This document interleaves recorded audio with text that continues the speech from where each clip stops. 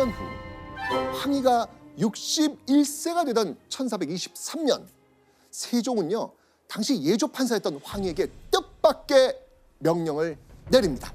황희를 강원도 관찰사로 삼겠다. 세종이 황희의 직급까지 낮추면서 강원도로 보낸 데는 특별한 이유가 있었습니다. 당시 조선은요 세종 즉위 후 무려 3년 동안 아주 극심한 흉년이 이어지고 있는 상황이었습니다. 그 중에서도 특히 강원도가 심각했습니다. 강원도에서는요 병에 걸리거나 굶어 죽는 백성들의 원성이 끊이지 않았거든요. 세종의 명령으로 강원도 관찰사가 되어 강원도에 황희가 도착합니다. 이 마을을 살피던 중 황희는요 깜짝 놀랍니다. 강원도의 곡식을 저장하는 창고가 텅 비어 있는 거예요. 허위 기록만 가지고 회계하다가 구항할 때에 이르러 창고에 저축된 것이 없으니 그들이 국가를 기망함이 이보다 심함이 없습니다. 백성이 힘들 때 곡식을 꿔주고 가을에 이자를 붙여받는 환자곡, 환곡이라는 제도가 있었어요. 그런데 강원도 관리가 백성들에게 환자곡을 빌려주고 돌려받지도 못했는데 받았다면서 장부를 조작한 거예요. 왜냐하면 환자곡을 제대로 거두지 못한 관리에게는요 파직이나 유배라는 큰 벌을 줬거든요. 그런데 흉년은 계속됐고 관리들은 당장 발등에 떨어진 불부터 끄자라는 생각에 이거 환자곡 받았다고 거짓 장부를 쓴 거예요. 이 악순환으로 결국 창고는 텅 비어버린 겁니다. 가짜 장부에 가려져 보이지 않았던 진실을 파악합니다. 게다가요 강원도 인구수 파악하고요 기근으로 발생한 떠도는 백성의 수, 농사를 짓지 못하는 땅의 크기까지 대대적인 조사를 시작합니다. 그리고 장부를요 토시 하나 틀리지 않게 정확히 작성합니다. 자, 그렇게 황희의 보고서를 받고서야 세종, 아이고 강원도 실태가 이렇구나 알게 된 것이죠.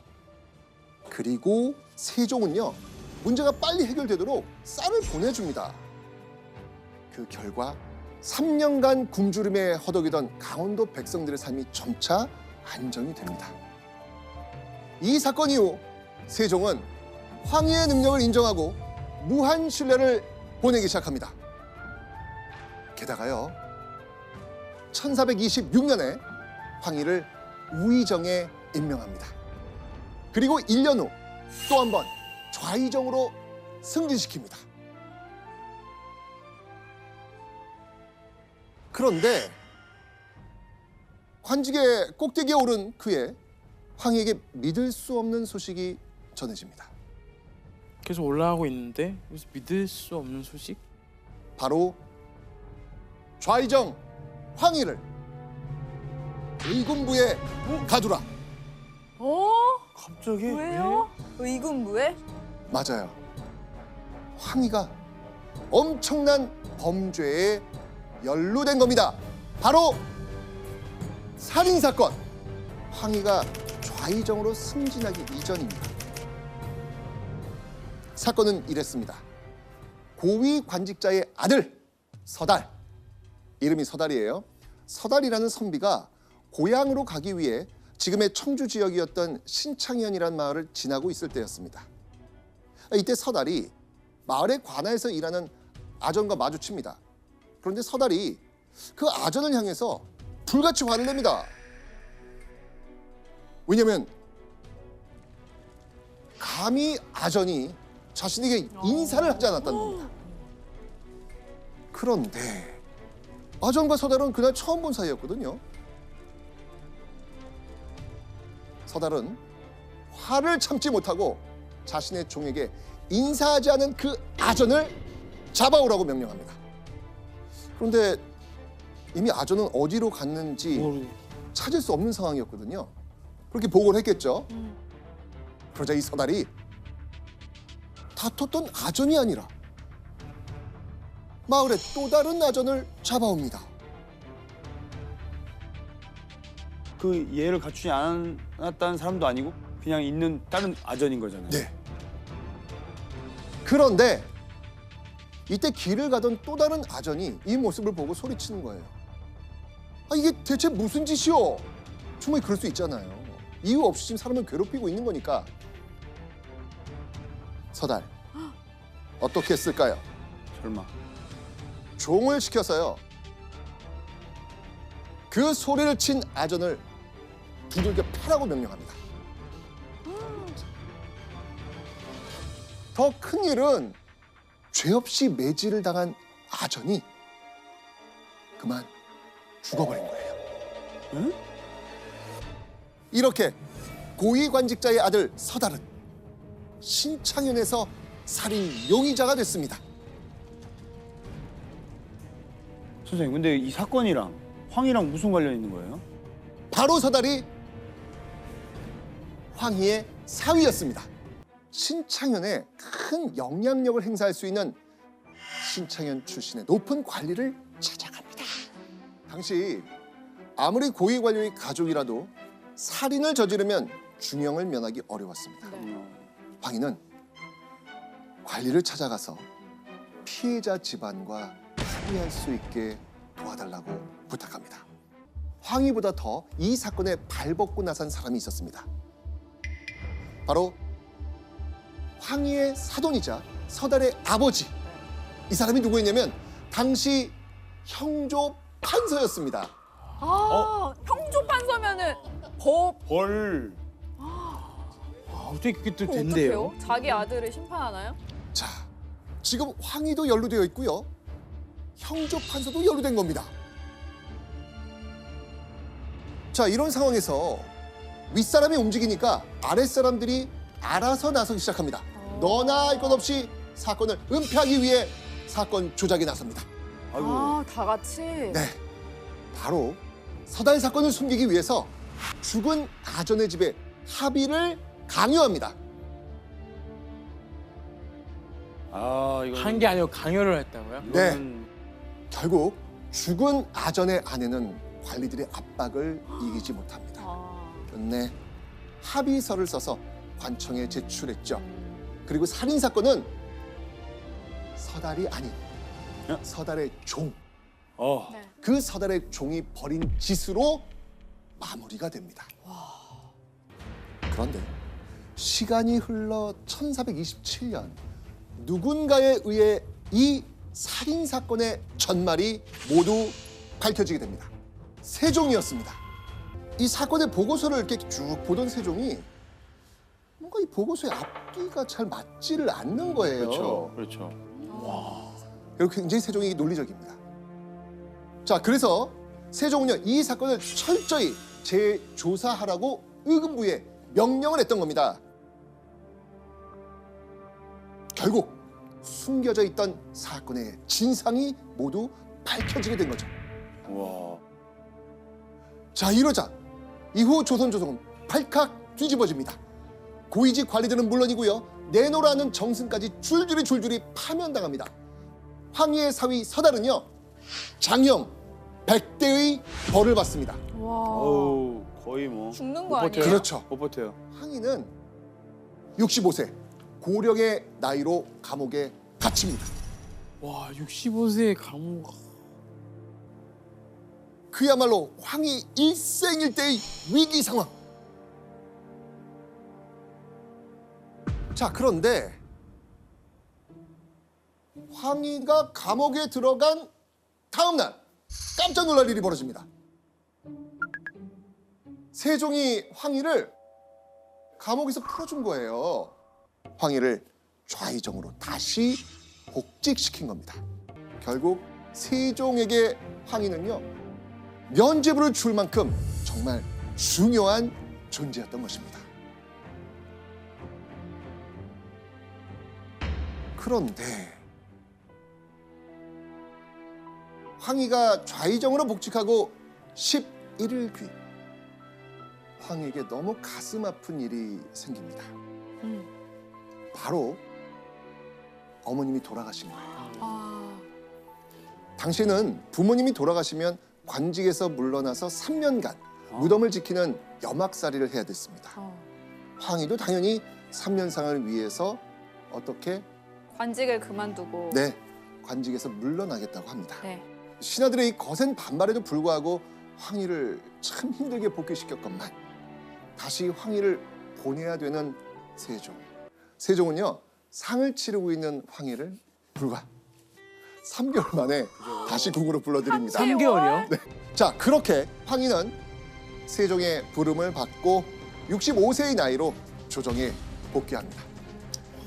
조정으로 돌아온 황희는요, 세종을 도와서 외교, 경제, 국방 등 정말 다양한 분야에 걸쳐 맹활약을 합니다. 자, 그리고 4년이 지난 69세가 됐을 때 황희는 세종으로부터 깜짝 놀랄 명령을 받게 됩니다. 대체 무슨 명령이었을까요?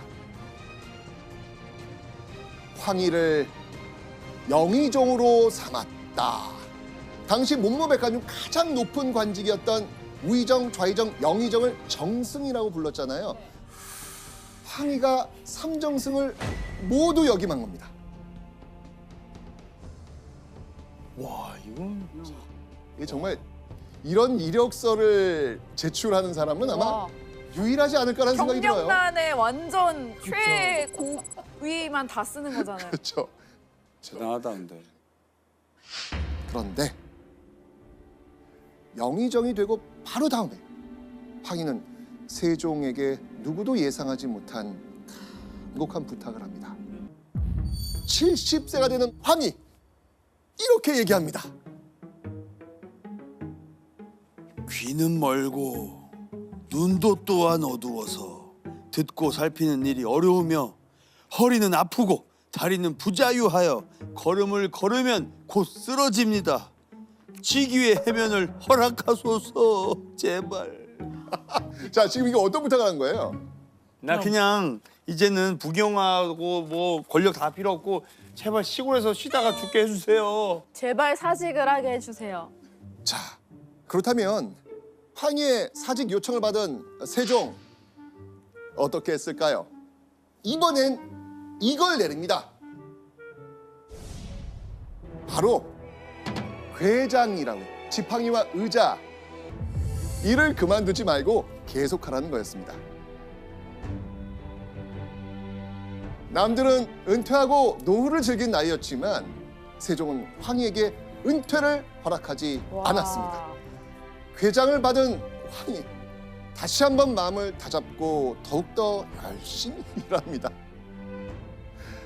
71세가 된 1433년에는요 실록에 황희의 이름만 50번 넘게 언급이 됩니다. 그만큼 활약했다는 것이죠. 황희는 자 괴장을 받고 2년이 지납니다. 황희 나이는 이제 몇 살이 되었습니까? 73. 맞습니다. 어느덧 73세. 황희는 세종에게 이런 말을 합니다. 허리가 아프고 다리가 따르지 못하여 걸음을 걸을 때마다 쓰러지고 나니 이는 대개 원기가 쇠약함에 따라 백병이 마구 침범해 오는 게 아니겠습니까? 이쯤 되면 황희의 상태 이해가 되시죠 지금? 그러니까. 이제 진짜 이건 쉬워야 될 것 정말 같아요. 놔드려야 될 것 같은 그런 모습들. 그런데 세종이 여기에 이렇게 말합니다. 뭐라고요? 바로 아직 90살에 이르지도 않았으니 약을 써서 치료하면 되지 않는가. 이렇게 또 1년이 넘어갑니다. 황희는 또다시 사직을 올립니다. 귀가 안 들린다는 것이 이유였습니다. 이제 정말 안 들립니다. 와. 정말 안 들립니다. 그러나 세종은 불가하다. 와. 그래도 받아주지 않자 76세가 되었을 땐 3차례나 사직상소를 올립니다. 종기로 피가 그치지 않고 어지럼증이 심합니다. 한 번. 이제 건망증이 심해서 직접 말한 것도 기억하지 못하겠습니다. 2번. 그리고 1438년 11월 그해 겨울 아주 궂은 날씨가 계속되고 있었죠. 겨울철에 천둥과 번개가 심하게 치니까 내가 이렇게 높은 고위 관직을 지금 하고 있는데 자기가 부덕한 탓입니다. 저를 파면시키십시오. 이렇게 이야기를 한 것이죠. 세종은 이에 대해서 어떻게 반응했을까요? 와 이건 진짜 궁금하다. 먹히나요? 세종은 날씨가 좋지 않으면 그건 과인에게 원인이 있는 것이다. 그러니 사면하지 말고 더욱더 열심히 일하라. 자, 그러니까 황희는요 요즘 말하는 프로 일잘러 뭐 이렇게 볼 수 있을 것 같아요. 네. 진짜. 자, 하지만요 황희의 사직 프로젝트 끝나지 않습니다. 황희의 사직 릴레이는 주구장창 이어집니다. 1439년 77세가 되었을 땐 전하 하혈을 합니다. 이제 하혈까지 했대요. 아 그럼 안 되죠. 하여튼. 자, 세종은요 이번엔 좀 걱정이 됐나 봐요. 그래서 신하에게 황희 문병을 좀 다녀오라고 합니다. 자네가 보기엔 어떠한가? 황희의 상태가 어떤지 물어본 거죠. 신하는 이렇게 답을 합니다. 귀가 어두우면 사실이오나 황희는 정신은 온전합니다. 아니 저희 자, 이번엔 과연 어떻게 했을까요? 황희에게 재택근무를 시킵니다.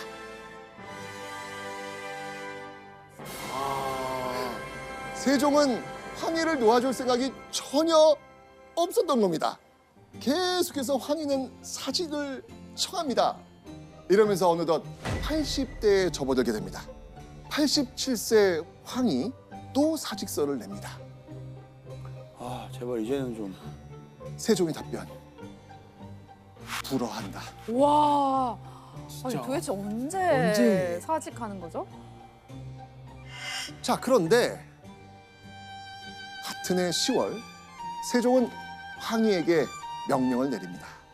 자, 어떤 명령이었을까요? 바로 황희를 영의정 부사로 그대로 치사한다. 계속 일을 시키겠다는 게 아니라 영예직을 준다는 거예요. 그러니 업무 일선에서 물러나는 것을 허락한다는 거였죠. 와. 드디어 은퇴를 하네요. 아이고야. 14살 고려의 말단 관리로 시작된 관직 생활 70여 년. 87세가 되어서야 긴 관직 생활이 끝이 난 겁니다. 그토록 바라던 은퇴를 즐길 수 있게 된 황희. 그런데 황희가 은퇴한 후 4개월 뒤 놀라운 소식이 들립니다. 이제 모든 것이 끝났다는 듯 세종이 세상을 뜨는 겁니다. 세종이 뭐죠? 4개월 만에? 그러니까 정말 세종은 정말 끝까지 본인이 이제 돌아가실 때쯤 돼서 놔줬네요. 놔주신 거였죠. 그렇게 세종과 황희, 조선 초 최고의 콤비였던 두 사람 모두 조정을 떠난 것입니다. 이후 황희는요 90세의 나이로 세상을 떠납니다.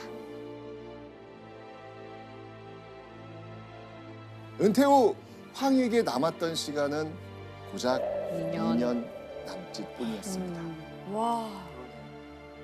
조선 초 어떤 일이든 묵묵히 또 성실히 해오면서 왕의 조력자로서 곁을 지켜왔던 황희.